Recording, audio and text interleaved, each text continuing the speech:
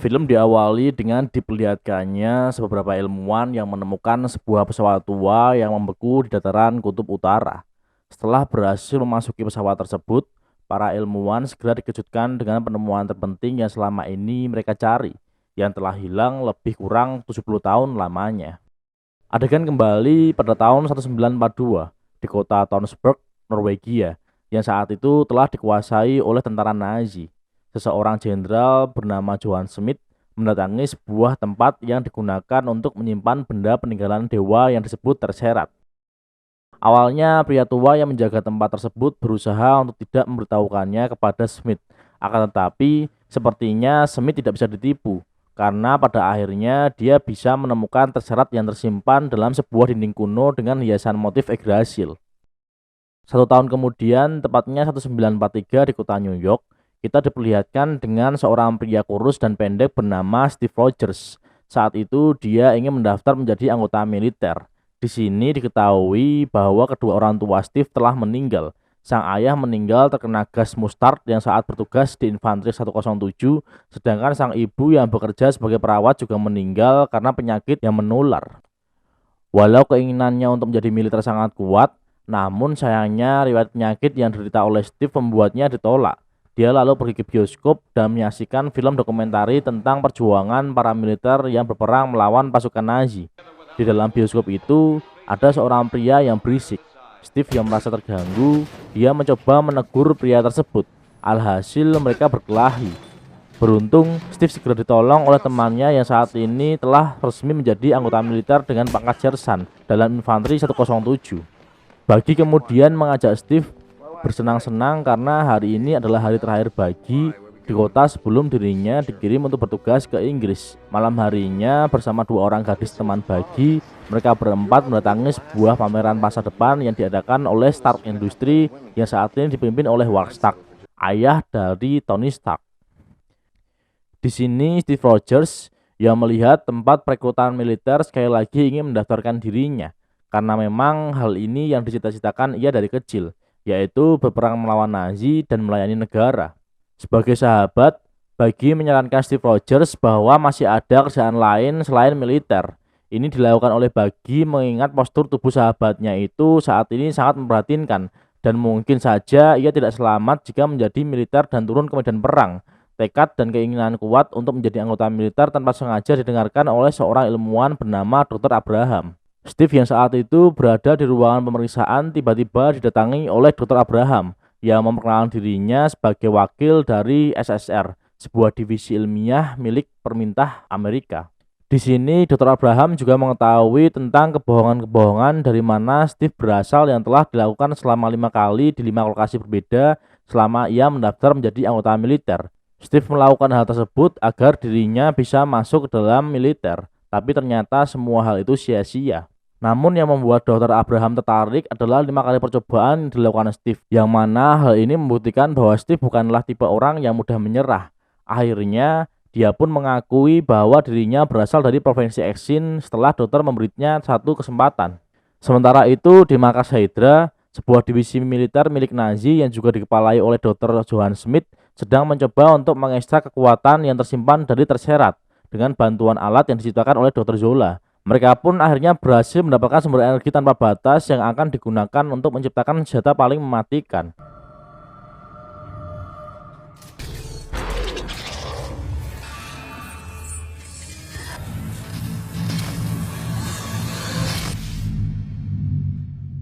Kembali pada Steve yang saat ini setelah bergabung dengan pasukan divisi khusus yang akan melewati beberapa pelatihan sebelum akhirnya dipilih menjadi prajurit super untuk pertama kalinya. Divisi ini diawasi oleh agen Carter serta Kolonel Phillips yang sempat meremehkan Steve setelah melihat postur tubuhnya yang sangat mengenaskan. Walaupun untuk urusan stamina dan otot Steve selalu kalah dengan prajurit lainnya, namun untuk urusan memakai akal adalah juaranya.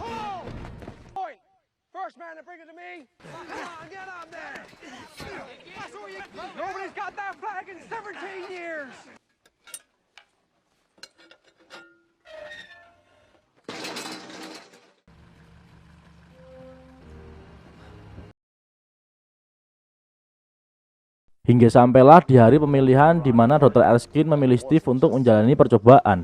Namun, Kolonel Phillips sempat meragukan hal tersebut karena proyek ini membutuhkan waktu yang lama serta dana yang tidak murah, serta menyarankan Dr. Erskine untuk memilih tentara lain. Kolonel Phillips kemudian melakukan tes dengan melemparkan granat palsu. Semua prajurit berlari, menyelamatkan diri kecuali dengan Steve. Steve yang justru mengorbankan dirinya untuk mencoba meredamkan granat tersebut.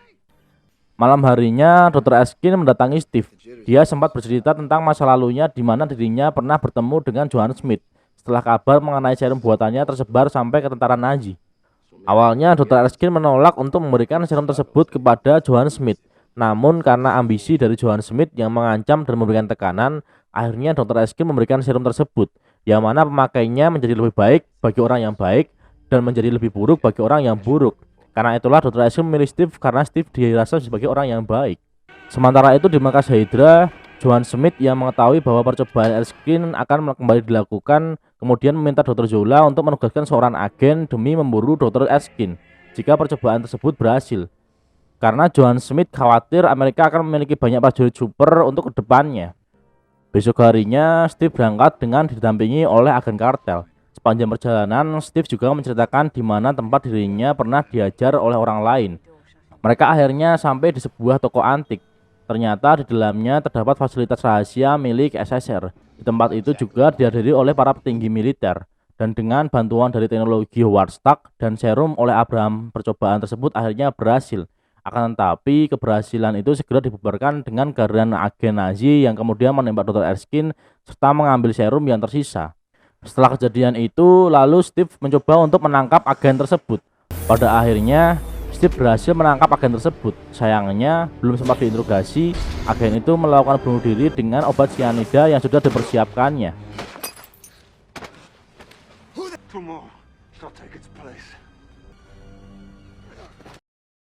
Sementara itu, Johann Schmidt didatangi oleh beberapa petinggi Nazi atas utusan dari Hitler, karena selama ini Hydra sama sekali tidak menyuplai apapun ke markas Nazi, dan diketahui bahwa Hydra melakukan beberapa penyerangan tanpa izin Hitler. Untuk itulah Hitler berniat memberhentikan Johann Schmidt. Mendengar hal tersebut, Schmidt pun menunjukkan senjata penghancur yang berhasil diciptakan oleh Hydra kepada seluruh petinggi Nazi yang juga mengetahui bahwa Hydra berniat untuk menyerang Berlin, yang mana lokasi tersebut adalah markas utama dari Nazi. Dan yang terjadi berikutnya, Johann Schmidt justru menggunakan senjata penghancurnya untuk menyerang para petinggi Nazi. Kembali ke markas militer di mana Kolonel Phillips mendapatkan perintah dari presiden untuk mengaktifkan kembali SSR. Kemudian menugaskan agen Carter dan Howard Stark untuk berangkat ke London demi memerangi Hydra. Mendengar hal tersebut, Steve pun segera mengajukan diri untuk ikut berperang, namun permintaannya itu segera ditolak oleh Kolonel Phillips karena mengingat Steve adalah eksperimen yang harusnya berada di dalam laboratorium. Seorang anggota komite kemudian mendekati Steve sambil bercerita tentang berita yang sedang beredar di mana berkat aksi dari Steve yang menghentikan agen Nazi berimbas pada semakin banyaknya pria yang bersedia untuk menjadi anggota militer. Mengambil kesempatan dalam ketenaran ini, Steve ditugaskan untuk menjadi artis yang mana dari penjualan obligasi ini digunakan negara untuk menyuplai amunisi bagi para militer yang sedang berperang, dan lama kelamaan Steve pun menjadi sangat terkenal dengan sebutan Kapten Amerika.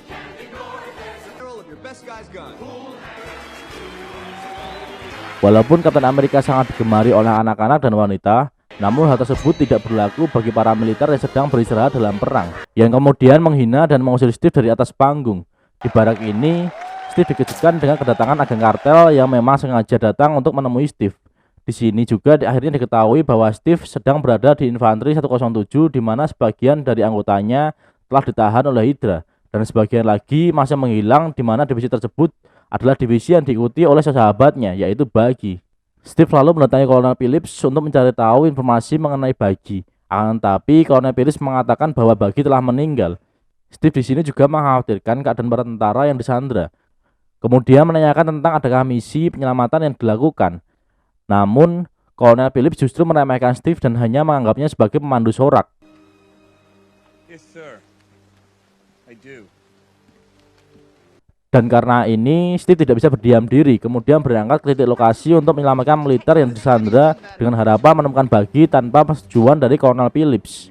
Awalnya, agen Carter melarang untuk pergi, namun setelah melihat tekad kuat dari Steve, agen Carter pun akhirnya meminta bantuan dari Howard Stark untuk menerbangkan ke tempat di mana markas Hydra menyandra tentara infanteri 107. Namun belum sampai ke titik lokasi, pesawat mendapat serangan yang membuat Steve memilih langsung terjun. Setelah mendarat, Steve pun langsung bergerak memasuki markas Hydra dengan cara mengendap-endap. Steve juga sempat mengambil salah satu senjata milik Hydra yang berisikan energi terserat, yang pada akhirnya dia sampai ke tempat di mana para militer sedang disandra. Dan dari mereka, Steve juga menerima informasi mengenai ruangan isolasi yang mana tidak ada satupun yang pernah kembali. Dan karena tidak mendapati bagi, Steve kemudian memastikan ruang isolasi tersebut, sedangkan para tawanan yang dibebaskan melakukan penyerangan terhadap tentara Hydra. Johan Smith yang mengetahui kondisi pasukannya mulai kalah, memutuskan untuk menghancurkan markas dengan bom waktu. Dr. Zola lalu mengambil file-file penting yang akan digunakan untuk dibawa lari. Di sini Steve bertemu dengan Dr. Zola. Akan tetapi Steve lebih memilih masuk ke ruangan isolasi yang pada akhirnya di ruangan inilah Steve bertemu dengan sahabatnya, Buggy. Steve yang akan melarikan diri dengan Buggy ternyata bertemu dengan Dr. Zola dan Johan Smith. Steve dan Dr. Zola pun baku hantam. Setelah baku hantam singkat, Johan Smith yang berubah menjadi Red Skull lalu melarikan diri. Begitu juga dengan Steve dan juga Buggy. Sementara itu di barak militer, Kolonel Phillips sedang mengerjakan surat pernyataan di mana Steve dianggap telah meninggal dalam perang.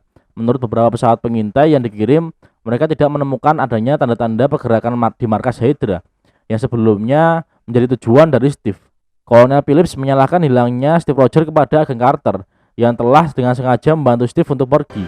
Akan tetapi, tidak lama kemudian mereka dikejutkan dengan kedatangan Steve bersama para militer yang berhasil selamat, sekaligus membawa serta beberapa alat tempur yang berhasil diambil dari markas Hydra.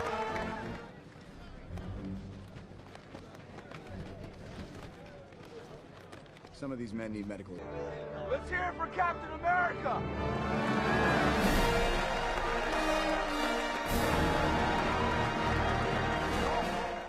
Atas keberhasilan tersebut, Kolonel Phillips mulai mengakui kemampuan dari Steve yang kemudian menyiapkan rencana penyerangan kepada beberapa markas Hydra yang lokasinya telah diketahui oleh Steve saat penyerangan markas sebelumnya.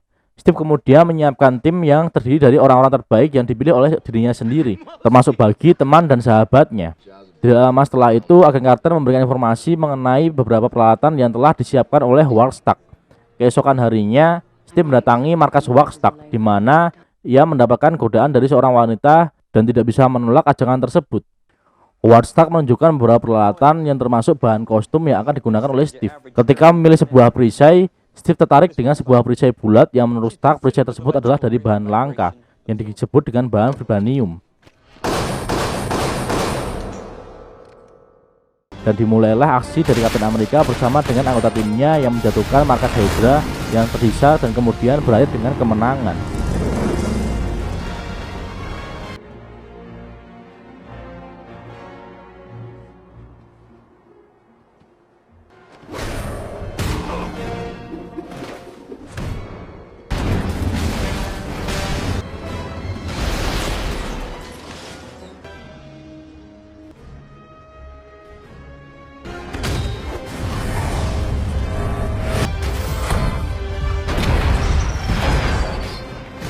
Atas penyebuhan tersebut tentunya membuat Smith menjadi marah besar lalu memerintahkan Dr. Zola untuk segera menyelesaikan tugasnya, yaitu mempersiapkan senjata penghancur massal yang akan dijatuhkan ke beberapa kota. Eksistensi Dr. Zola tentunya dikhawatirkan oleh Amerika, sehingga Steve bersama dengan pasukannya kemudian ditugaskan untuk menangkap Dr. Zola yang saat itu sedang menggunakan perjalanan menggunakan kereta api. Tetapi dalam misi itu Steve harus kehilangan sahabatnya, yaitu Buggy.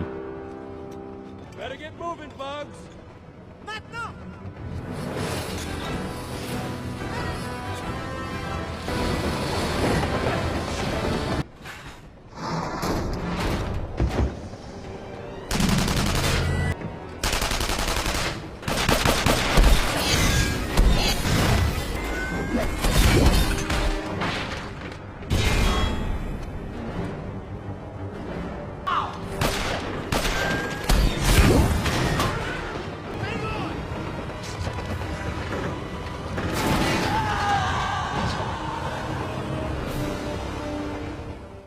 Pada akhirnya Dr. Zola berhasil ditangkap, lalu diinterogasi oleh Kolonel Phillips.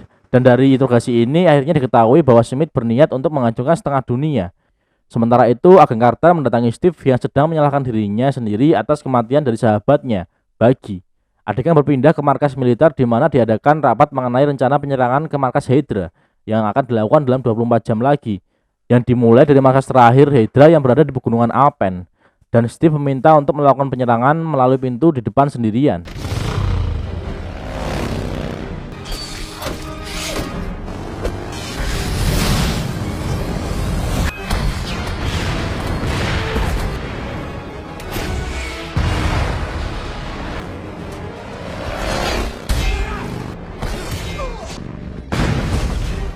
Akan tetapi Steve akhirnya tertangkap dan dihadapkan kepada Smith, dan ternyata ini semua memang sudah direncanakan oleh mereka.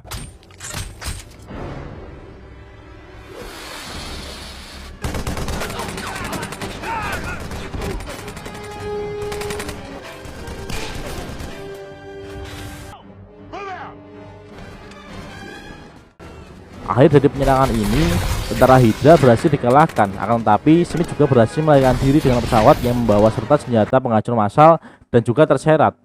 Beruntung Kolonel Phillips datang bersama agen Carter dengan menaiki mobil cepat milik Smith, yang kemudian berhasil membantu Steve untuk masuk ke dalam pesawat.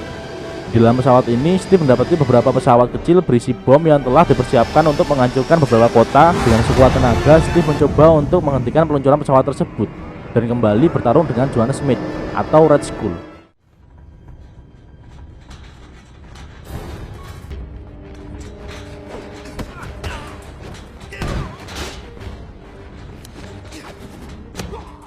Akhir dari pertarungan tersebut membuat pesawat mengalami kerusakan dan Smith akhirnya lenyap setelah sengaja menyentuh terserat. Terserat itu jatuh menembus lantai pesawat, sedangkan Steve yang saat itu mencoba mengendalikan pesawat dihubungi oleh agen Carter yang kemudian mengatakan akan meminta bantuan kepada Stark untuk pendaratannya. Namun, karena Steve menyadari pesawat tersebut sedang menuju New York dan tidak ada lagi waktu, dia pun memilih untuk mendaratkan pesawatnya di kutub utara, walaupun dia tahu resikonya adalah nyawanya sendiri. Di akhir film, kita diperlihatkan dengan Howard Stark dengan timnya yang berhasil menemukan terserat, dan juga diperlihatkan Steve yang baru saja sadar di sebuah ruangan pemulihan. Namun Steve segera menyadari adanya keanehan, di mana radio yang baru diputar adalah pertandingan bisbol pada tahun 1941, yang mana saat itu dirinya ada di dalam pertandingan tersebut. Merasa ada yang aneh, Steve mencoba melarikan diri dari tempat tersebut. Ternyata gedung tersebut adalah fasilitas milik S.H.I.E.L.D.